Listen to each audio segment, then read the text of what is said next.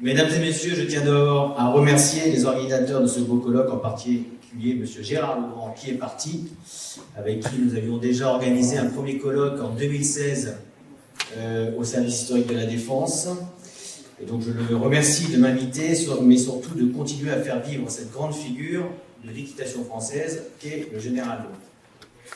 Car oui, vous l'avez compris, le général Lotte est un des grands noms de l'histoire de l'équitation.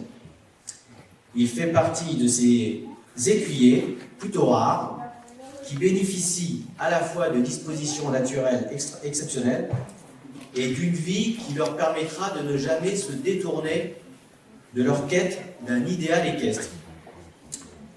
Le futur général Lotte débute l'équitation, ou plutôt l'équitation dans sa dimension d'art équestre, vers l'âge de 15 ans, avec un certain commandant Dupuis, qui est éminent écuyer professeur rompu au principe classique, puisque cet ex-écuyer de l'Empire avait été formé aux écuries de la reine du Portugal, alors sous l'enseignement du célèbre marquis de Marialva, un des plus brillants hommes de cheval d'Europe.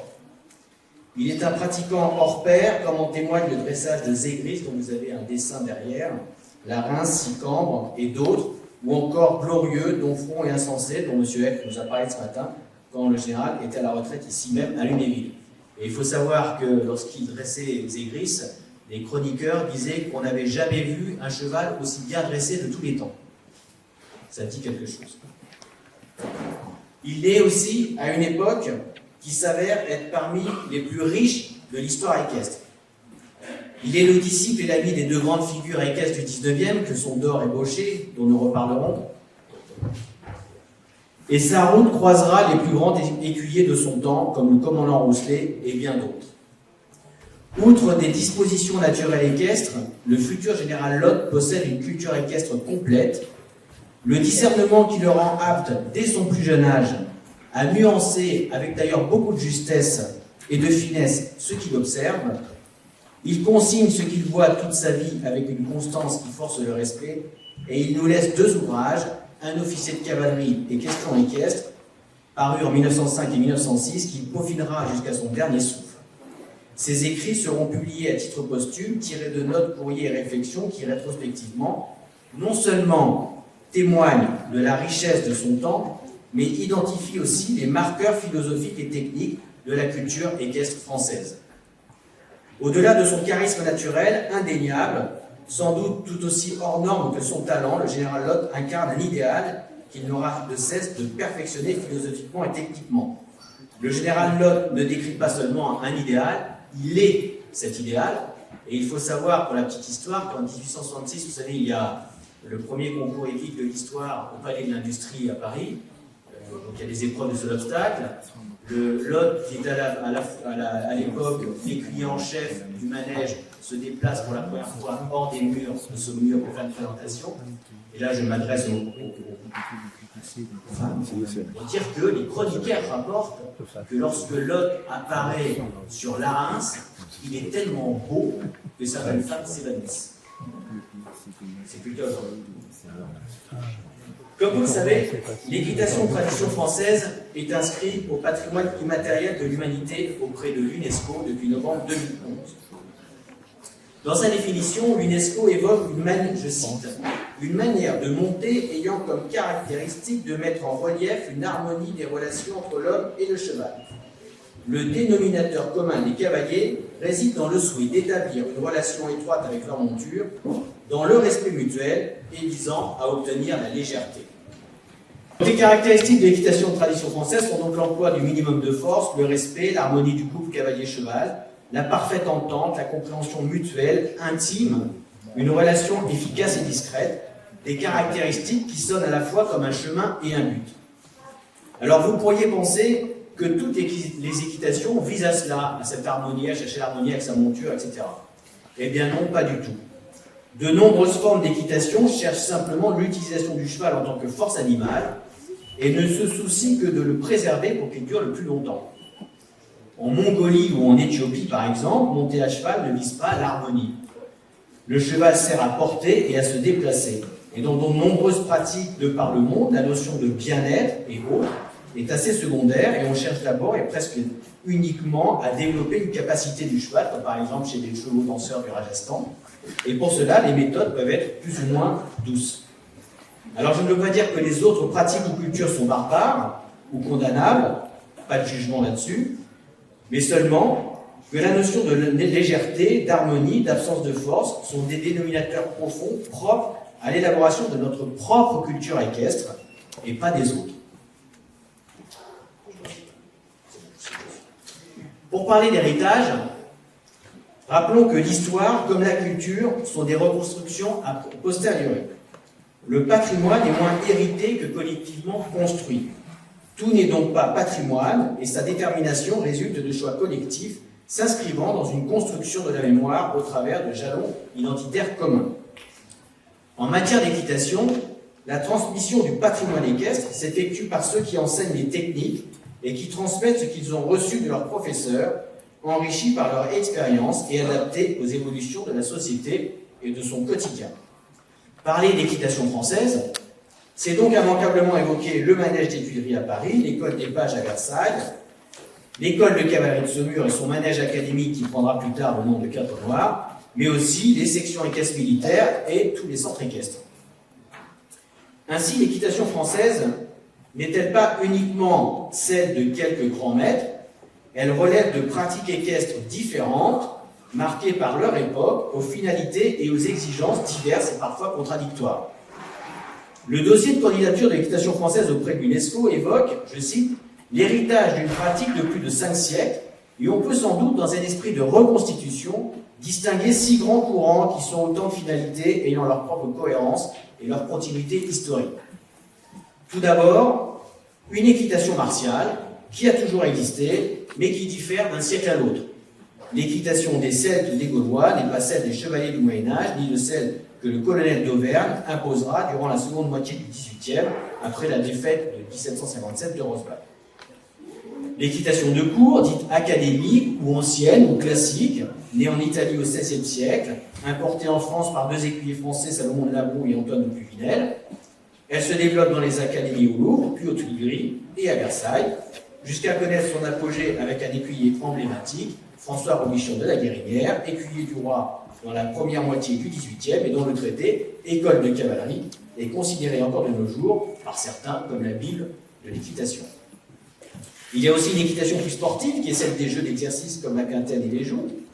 Il y a une 4e tendance qui est ce que l'on pourrait appeler le temps du romantisme et des révolutions au XIXe siècle avec l'équitation d'extérieur de Dore et la nouvelle équitation savante de Baucher. L'école du comte d'Or allège les embouchures pour que le cheval vienne sur la main en veillant au mouvement d'avant, pour développer la maniabilité à l'extérieur.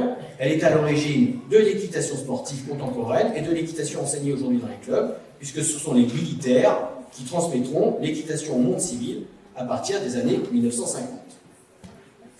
L'école de Baucher, appelée le bauchérisme, distingue une première et une deuxième manière durant la seconde moitié du XIXe.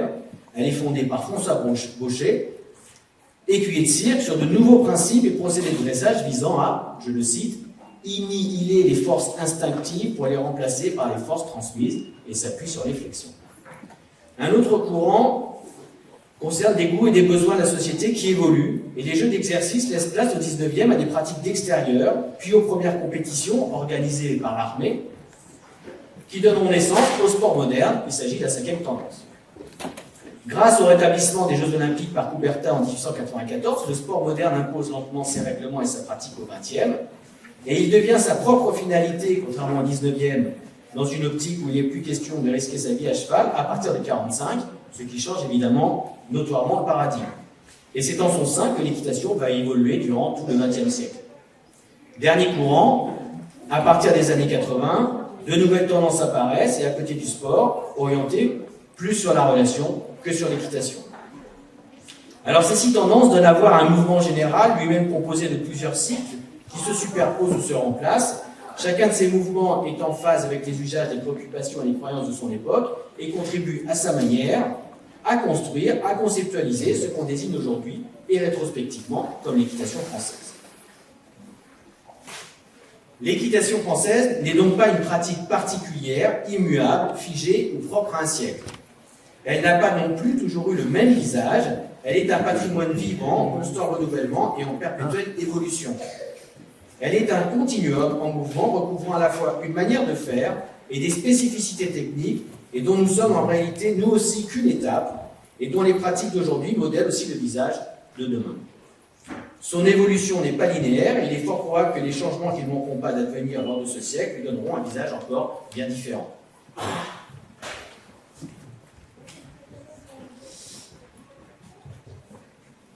Le dossier d'inscription porté par le ministère de la Culture à la demande du Cadre Noir stipule à sa rubrique « Identification des communautés, des groupes ou le cas échéant des individus concernés » que, je cite, « La communauté des pratiquants de l'équitation française rassemble de par le monde les cavaliers ayant choisi de respecter les principes énoncés par le général Lott, véritable théoricien de l'équitation de tradition française qui publia, à titre posthume, son ouvrage de référence « Questions équestres ». Alors le dossier oublie étrangement le second livre du général, un officier de cavalerie, pourtant indissociable du premier. Mais c'est effectivement au général Lott que revient le mérite de conceptualiser, de définir en premier l'idéal philosophique et technique de l'équitation française, ses principes et son but, en particulier dans les questions équestres, un ouvrage désormais central de l'histoire de l'équitation française. Il y définit notamment avec précision ce terme de légèreté dont parle l'UNESCO, qui, in fine, représente l'idéal philosophique et technique de l'équitation française, ses principes et ses buts. Et que nous dit-il? Pour l'écuyer, tout travail juste, aisé et brillant repose sur le cheval droit et les hanches vibrantes, donnant finalement ce résultat qui doit être constamment ambitionné, le cheval allant et se maniant comme de lui-même. Le cheval allant et se maniant comme de lui-même, quel que soit le service, mais en particulier celui de la haute école, est la grande caractéristique de l'école française. Cette notion est mise en avant dès la Renaissance par les maîtres de l'école française et s'illustre par la recherche d'une impression de naturel, de spontanéité et la suppression apparente de l'effort. On la rencontre dès Salomon de Laboux qui prône ce qu'il appelle la difficile facilité et le rejet de la contrainte et de la force. Tout paraît si simple que le spectateur pense qu'il peut en faire autant, alors que la suppression apparente de l'effort demande des années d'entraînement et un travail considérable. Ça nous rapproche de l'anecdote de Napoléon III qu'on a vu tout à l'heure. Quand il voit à la Reims, il se dit ce cheval est formidable, je vais l'acheter. Et lorsqu'il le voit au box, il voit un cheval petit, mal attaché au niveau de l'encolure, des oreilles comme des ailes d'avion, enfin bon, bref, et il comprend que la beauté du cheval vient de son écuyer. Cette difficile facilité se couple du souci de faire aimer au cheval l'obéissance, à obliger le cheval à prendre plaisir à tout ce qu'il fait jusqu'à ce qu'il aille librement, et, me dit Antoine de Pluvinel, à travailler la cervelle plus que les reins et les jambes. Car une fois dressé par le cavalier, le cheval doit manier à son tour, comme le dit Laroux, ce qu'illustrera plus tard la guérinière dans l'exercice de la descente de main. Cette quête d'une facilité d'apparence, de ce que j'appelle volontiers le naturel retrouvé, est une spécificité qui va marquer et distinguer l'enseignement français. La caractéristique de l'école française est d'aspirer à la beauté, d'ailleurs la guérinière nous dira « la grâce est un si grand ornement », etc., avec des cavaliers qui donnent l'impression d'agir avec la facilité de ceux qui font très bien ce qu'ils font. Elle cherche le naturel dans la sobriété et l'émancipation du cheval, pour que le spectateur, face à un mouvement, ne sache plus qui du cheval ou du cavalier en est à l'origine. La manière française a toujours cultivé une impression de fluidité, de facilité, de sobriété, d'élégance et, je cite Alain Franqueville, cette désinvolte, grâce inexplicable, faite d'une apparente facilité, dans la maîtrise harmonieuse d'un cheval brillant et destiné au paraître dans les carrousels. Cette impression propre à l'esprit français donne une place prépondérante au sentiment, au tact, à la sensibilité de l'écuyer. Le cheval allant et se maniant comme de lui-même est marqué, écrit le général Lott, par la parfaite obéissance du cheval aux plus légères indications de la main et des talons de son cavalier. Autrement dit, la mise en jeu par le cavalier et l'emploi que fait le cheval des seules forces utiles au mouvement envisagé, c'est la définition de la légèreté. Et on voit qu'avec Lott, la légèreté, ce n'est pas du tout un cheval qui marche au pas les rênes longues dans un bois, ce n'est pas un cheval qui broute dans un pré, non, c'est la mise en jeu par le cavalier et l'emploi que fait le cheval des seules forces utiles au mouvement envisagé. Cette légèreté nécessite la recherche du ramener et du rassembler selon deux principes de travail. Un, que vous connaissez tous, le cheval doit être canon d'avant droit. Deux, il faut marier intimement l'impulsion à la flexibilité des ressorts. Alors je ne détaillerai pas ces différents principes, je renvoie aux questions équestres, au colloque sur le général Lot qui s'est déroulé le 24 mai 2016 au service historique de la Défense et qui est disponible en ligne. Et puis Alain va de toute façon nous en parler. En tout cas, ce sont ces principes utilisables par tous, quelle que soit la discipline, dressage, show, d'obstacle, cross, etc., qui mènent à la disponibilité du cheval et donc à sa légèreté aux ailes. De cette doctrine découlent des moyens et des notions équestres spécifiquement françaises qui vont donner un visage particulier à notre équitation. C'est pour ça que Laguerrière invente, plutôt codifie, puisqu'il ne l'a pas vraiment inventé, mais il l'invente sur le droit, il la codifie sur le droit, l'épaule en dedans ou la descente des ailes. Et l'exemple le plus connu est celui de l'impulsion, que l'autre définit comme un désir, ce qui représente une rupture d'avec ses prédécesseurs, mais se distingue de nos voisins européens. Dehors et gaucher, penser que l'impulsion est un truc mécanique, comme d'ailleurs nos voisins. Et là, je renvoie au super travail de Corinne Delay sur l'impulsion, qui compare les différents termes de l'impulsion, anglais, allemand et français. Et on voit bien qu'on a une spécificité, nous, parce que nous parlons de désir de se porter en avant. Or, un désir, eh bien, ça se crée, ça s'entretient. Après le général Lot, le général de Carpentry détaillera ses principes et procédés fondamentaux dans Équitation académique, tome 1 et 2, ouvrages qui restent les plus structurés de la doctrine française et qui ont marqué des générations d'enseignants dans les clubs. Après eux, de nombreux autres écuyers contribueront à fixer cette doctrine, comme par exemple le lieutenant-colonel Margot, écuyer en chef de 1945 à 1958, le colonel de Saint-André, écuyer en chef de 64 à 72, le général Durand de 75 à 84, etc. Alors j'aime cette phrase extraite de la biographie que Nicolas Chaudin a écrite sur le général, je le cite. « L'art, d'où qu'il sourde, fuit le bavardage. La perfection équestre ne se gargarise pas de mots. L'homme et le cheval ne papotent pas. Ils conversent, oui, mais les arguments sont muets, invisibles presque. Et pas besoin de flonflon pour rater la fusion. Comme des amoureux cherchent un banc isolé, ce couple-là met à profit la désertion du manège et les sourdines de la sueur. Il n'y a que les traîneurs de sabre pour se payer des faits de masse, d'émulation braillarde, de fracas porteur, la charge et affaire d'hystérie, l'équitation de sagesse. Pardon, colonel Bourcard. La sagesse et l'idéal de Lot ont profondément marqué ceux qui lui succéderont. À tel point que c'est bien lui qui, à juste titre, est convoqué par l'UNESCO pour incarner les principes de l'équitation française. Aujourd'hui, on le lit dans le règlement de la FEI ainsi que dans l'échelle de progression, outil en 6 points dont on reparlera, je pense, Corinne, mis en place par la FEI pour servir de base aux cavaliers, aux entraîneurs, enseignants et juges concernant le travail des chevaux. Car loin de s'éteindre, cette recherche d'harmonie où l'effort semble disparaître, cette quête d'élégance propre à l'équitation française et à l'esprit français s'exprime en compétition chez certains cavaliers, au Cadre Noir évidemment qui en est le fleuron, mais au cirque, par exemple à Chantilly, chez de nombreux écuries privés et dans nombre de clubs. Aujourd'hui encore, comme de tout temps, l'équitation française est d'une modernité inouïe. Novatrice, ses principes philosophiques comme ses techniques répondent parfaitement à cette éthique de la relation au cheval et au monde telle qu'elle est recherchée et telle qu'elle se dessine pour l'avenir. L'équitation française est une réponse d'une incroyable précision aux antispécistes qui voudraient qu'on ne monte plus à cheval, ce qui signifierait d'ailleurs sa disparition, car elle le met au premier plan. Elle est sans doute la voie, le trait d'union, capable de concilier deux positions diamétralement opposées, montées ou ne pas montées.